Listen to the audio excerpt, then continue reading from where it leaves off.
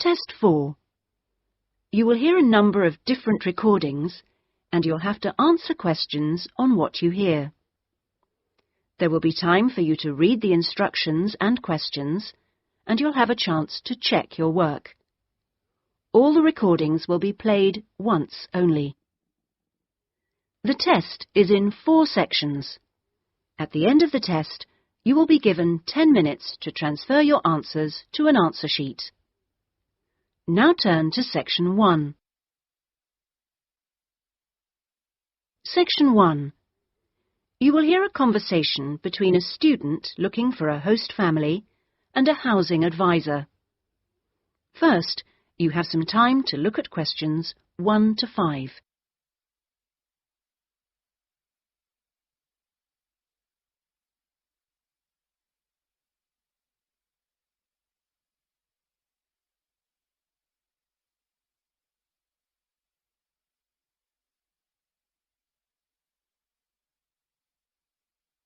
You will see that there is an example which has been done for you. On this occasion only, the conversation relating to this will be played first.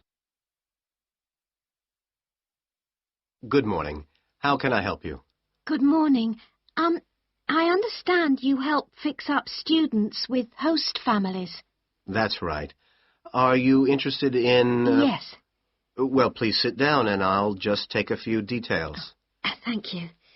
Right. Now, what name is it? Jenny Chan. Can you spell that, please? Yes. Jenny-Chan.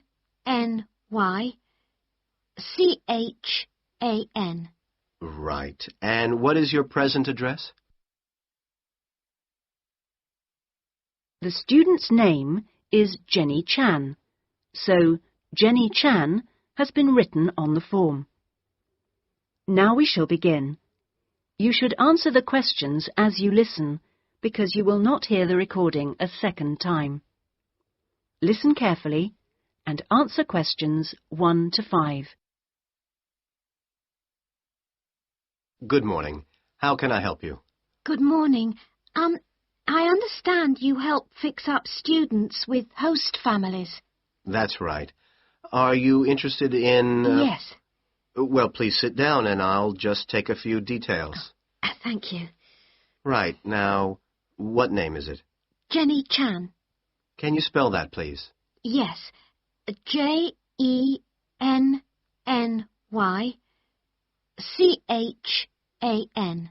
Right. And what is your present address? Seaview Guest House, 14 Hill Road. Okay. And do you know the phone number there? Yes, I have it here.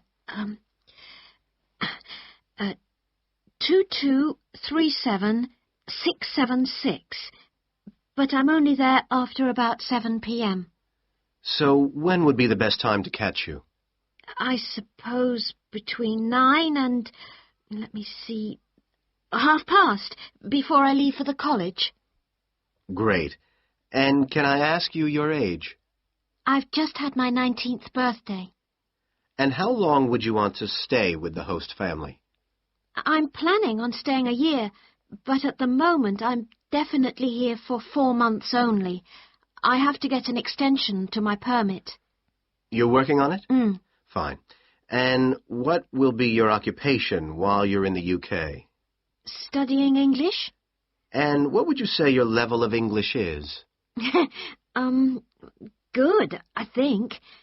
I'd like to say advanced, but my written work is below the level of my spoken, so I suppose it's intermediate. Certainly your spoken English is advanced. Anyway, which area do you think you would prefer? Well, I'm studying right in the centre, but I'd really like to live in the northwest. That shouldn't be a great problem. We usually have lots of families up there. Before you hear the rest of the conversation, you have some time to look at questions 6 to 10.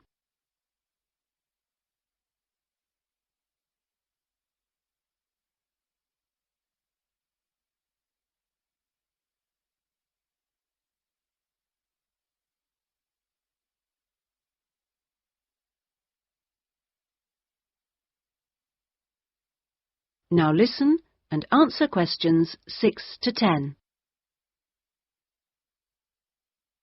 And do you have any particular requirements for diet? Well, I'm nearly a vegetarian. Not quite. Shall I say you are? It's probably easier that way. That would be best. Anything about your actual room? I would prefer my own facilities. En suite, is that right? Mm-hmm. And also, if it's possible, a TV.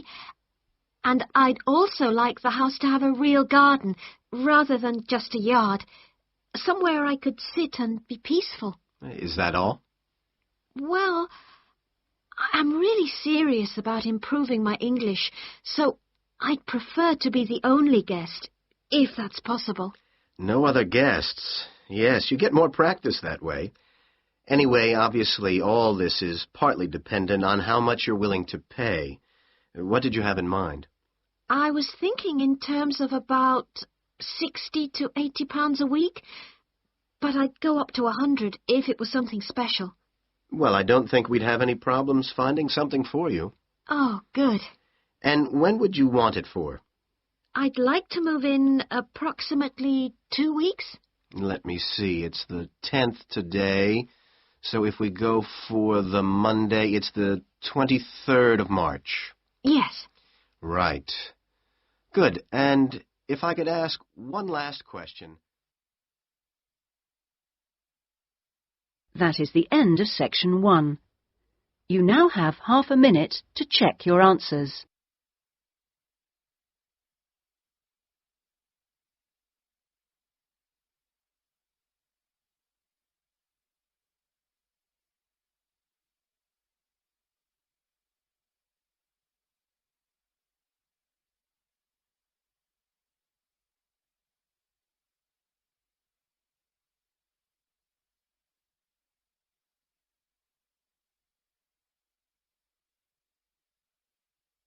Now turn to section 2.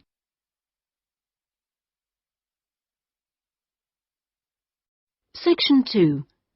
You will hear a speech by an official at a meeting of a local football club at the start of a new football season. First, you have some time to look at questions 11 to 17.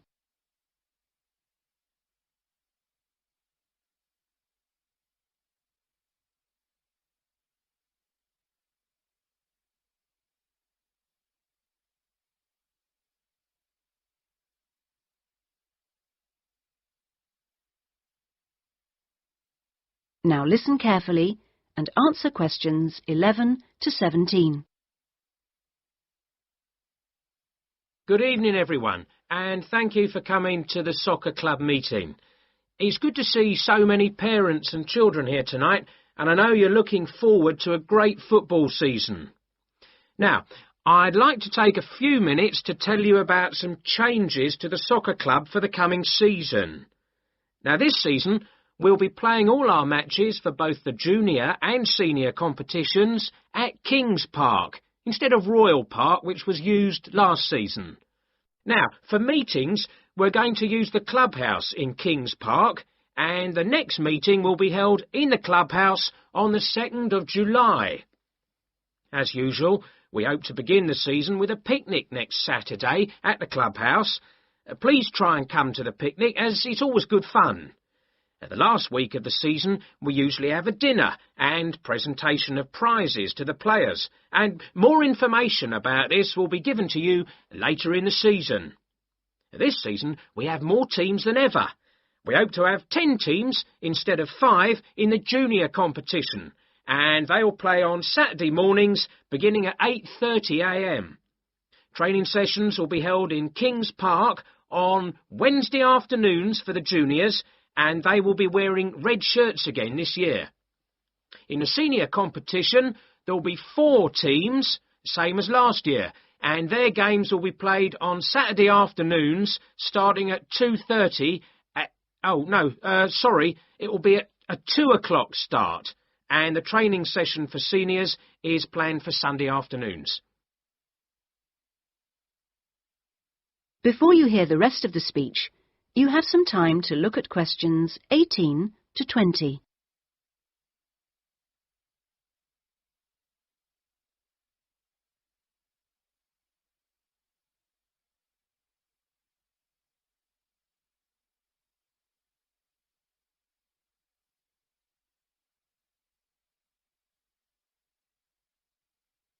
Now listen and answer questions 18 to 20. Now, I'd like to introduce you to the new committee for the soccer club for this season. Firstly, let me welcome Robert Young, the new president, who will manage the meetings for the next 2 years. Robert's son has been playing football with the club for over 5 years now, and many thanks to Robert for taking on the job of president. Next, we have Gina Costello. She's the treasurer, and she'll collect the fees from you for the season. Please try and give Gina your fees as early as possible in the season, as the club needs the money to buy some new equipment. Then there's David West, who's volunteered to be the club secretary, and one of the many jobs he'll have is to send out newsletters to you regularly. If you have any information that may be useful, please let David know so that it can be included in these newsletters. Also, I'd like to introduce you to Jason Dokic, who is the head coach. For all the new members here tonight, this is the 3rd year that Jason has been with us as head coach, and we're very lucky to have such an experienced coach and former player at our club. He will continue to supervise the teams at training sessions and on match days. Now, before we finish and have some refreshments, does anyone have any questions they'd like to ask the new committee? That is the end of section 2. You now have half a minute to check your answers.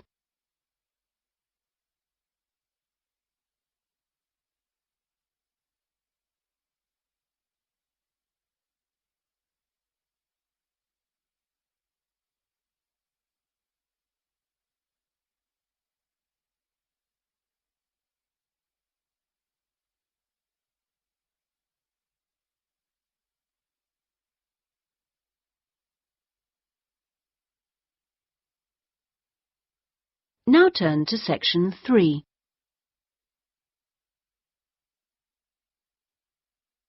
Section 3.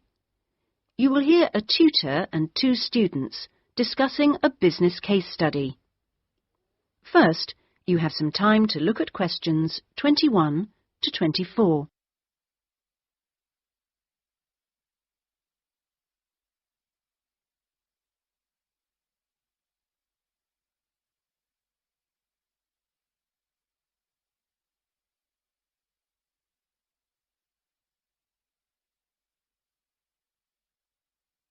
Now listen carefully and answer questions 21 to 24. Right, Jason and Karen. Now, I asked you to look at the case study for Box Telecom as part of your exam assessment. It's interesting because they're in the middle of problems at the moment, and I want you to track how they deal with them. Let's start with you, Karen. Having read through the case study, can you just summarise what the problems were that Box Telecom had to take on board? Well, of course, what first came to their attention was that despite a new advertising campaign, they were suffering from falling sales, and this is something that had many causes. On top of that immediate problem, what had also happened over the last 2 years was that although they had invested in an expansion plan, they had to face up to increased competition.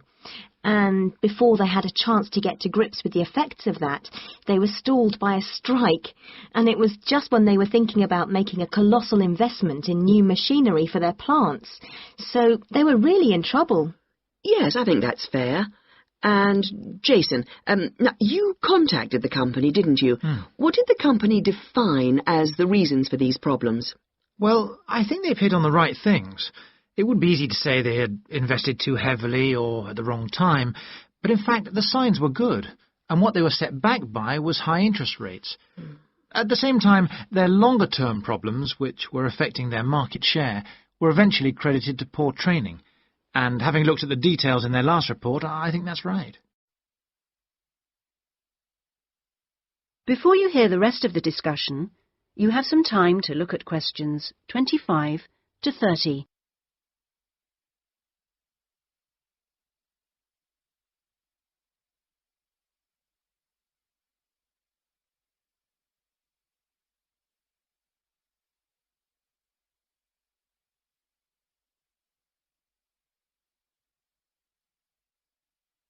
Now listen and answer questions 25 to 30. So, on to the larger issues then. Karen, what do you think the company will do? Well, obviously they have the choice of accepting the very favourable terms that another company, KMG plc, have given them to buy them out. That would mean creating a new company with a new image. Or they could decide on a bolder move and offer some new shares if they wanted. But I think they're much more cautious than that and expect they will start trying to find individuals who'd be prepared to back them with some of the capital they need. Well, you mustn't always assume that dramatic problems require dramatic solutions. Sometimes there's a simple fix, such as changing the guy at the top. If they truly are cautious, then I suspect they will seek to shut down some of their shops. But a more ambitious approach, and one which I think would have more chance of success, would be to alter how they're running things, the management layers and the processes. So, in your analysis, try to think of all the options. Jason?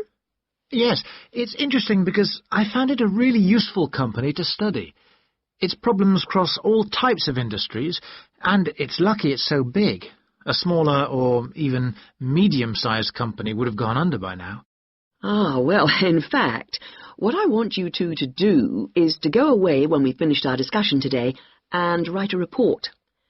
We've looked in general at the telecommunications market in the UK over the last few sessions, and I want you to take Box Telecom as an example and suggest some ways in which they might overcome their problems, and outline the reasons why you think as you do. But try and keep it intrinsic to the company rather than dragging in other examples. Is that okay, Karen? Yes, I think I can do that. Personally, I've got great hopes for it. I think it will recover. That advertising campaign they did was very strong, and they're very innovative with their products. They set new trends. The company's got to recover, don't you think, Jason?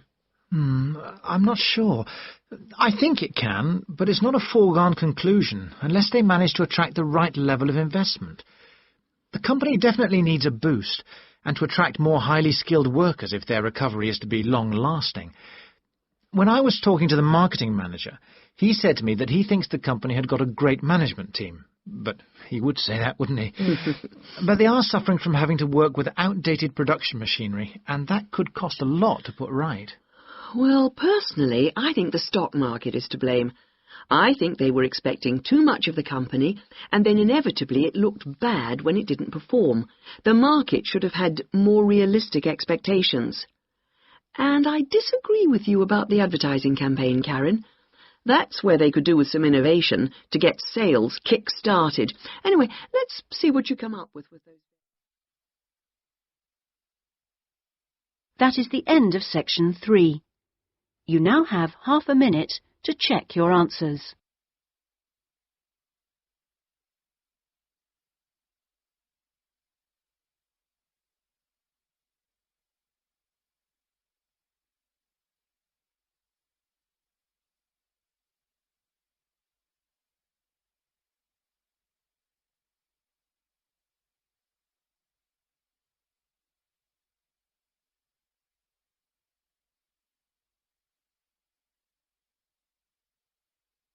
Now turn to section 4.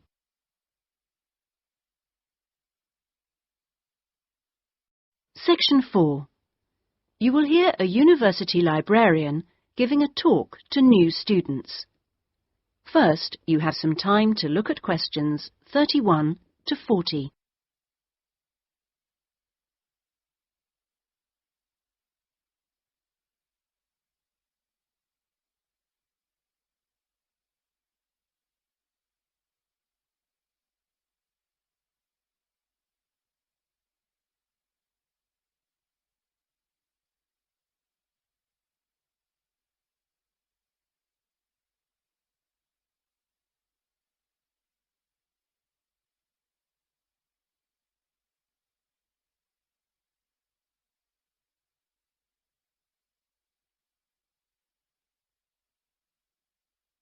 Now listen carefully and answer questions 31 to 40. OK, are you all settled? Well, first of all, welcome to Cardiff University. I'm here to explain what we can offer you. Now, as a new student at the university, you will probably need some sort of guidance to help you to use the library effectively to study and research. Some of you have asked about a guided tour, but we find this rather muddles people. So, in this first week, we run a series of talks which focus on different aspects of the library and its resources. You'll also find that to get the most out of the library, you really do need to be computer literate. And so all this term we run small classes which will bring you up to speed on how to access the computer-loaded information. OK, now let me give you an outline of what's available to you. You'll find that the computers are increasingly used as a research tool. Many students do most of their research on the internet, and the library computers are permanently online. Having found what you need, you'll find you can readily save texts on your personal computer space to print off when you need. You might think that it is the fastest way to get information, but the links can be slow. Clearly, you can find lots on there, but much of it is useless information, as it is from highly debatable sources, so be critical. You'll also find that the library has loaded several CD-ROMs onto the computers from specialist reference sources, such as the MLA. It means we can expand what we offer you at very little extra cost and saves us having to invest in more and more books. The CD-ROMs contain exactly the same information as the reference books, as the two are updated together. Now, most of you will need to refer to journal articles in your work, and you'll find you can also access these online, and we encourage you to do so. Clearly, some of you will find the printed version more accessible as it sits on the shelves, but I'm afraid the intention is to phase these out eventually. However, you will still be able to print off a version of the text rather than photocopying the journal pages. So you must get used to working online. Naturally, we do still have the full range of classic reference books, additional to the CD-ROMs for you to use, and there are several copies of each one. This is because some of you may prefer to borrow a book rather than sit in the library. There is a restricted loan time on these, so that they are not missing from the shelves for too long. Although there is a section manager for each part of the library, they are very busy, and so if you do get stuck looking for things, you should ask the relevant cataloguing assistant. As your training supervisor, I just oversee your induction and will not be around after this initial week.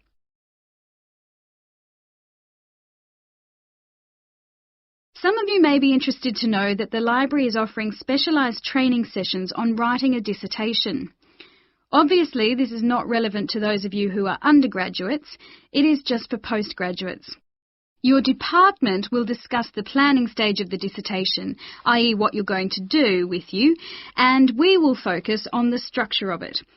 However, the training will also include some time on the computers. I realise most of you know how to organise files, but we can show you the different ways to run data programs.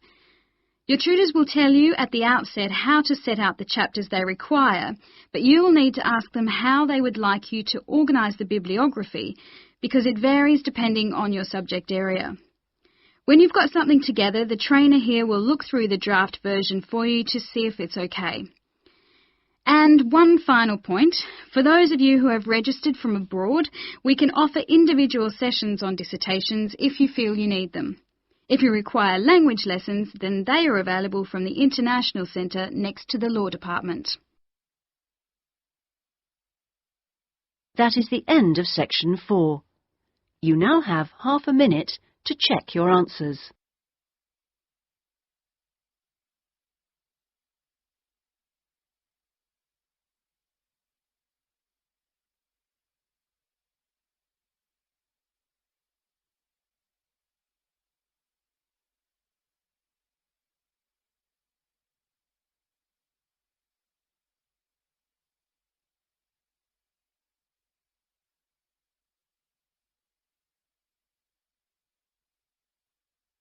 That is the end of the listening test.